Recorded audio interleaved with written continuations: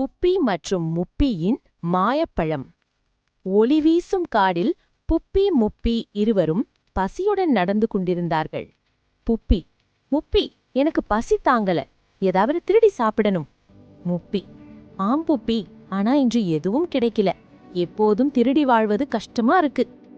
அந்த நேரத்தில் அவர்களுக்கு முன் ஒரு பெரிய மரம், அதன் மேல் கிளையில் ஒளி வீசும் தங்கப்பழம்.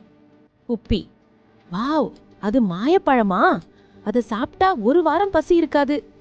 முப்பி, அதை எப்படியாவது எடுக்கணும் புப்பி. திடீரென்று மரம் உயிர் பெற்று பேச ஆரம்பித்தது. மரம், நிறுத்துங்கள், இந்த மாயப்பழம் நேர்மையானவர்களுக்கு மட்டும். புப்பி, ஐயோ, மரத்துக்கு முகமா இருக்கு.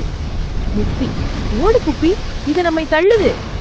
அம்மா காடு மாய அலை அவர்களை மென்மையான இலைகளில் தள்ளியது. அவர்கள் விழுந்தும் சிரிக்க ஆரம்பித்தார்கள். ரொம்ப பயந்தேன், ஆனா வலி இல்லை. முப்பி, நாம ரொம்ப முட்டாள்கள் புப்பி, இனிமேல் திருடவே மாட்டோம். சில நாட்களுக்கு பிறகு புப்பி முப்பி பசியால் தவிக்கும் முயலுக்கு உணவு கொடுத்தார்கள். மரம், நன்றாக செய்தீர்கள் குழந்தைகளே, திருடும் எண்ணத்தை விட்டீர்கள், இதோ உங்களுக்கான பரிசு. புப்பி முப்பி, நன்றி அம்மா காடு. பேராசையால் திருடுவது தவறு. அன்பும் நேர்மையுடன் செய்யப்பட்ட நற்செயல்கள் எப்போதும் பலன் தரும்.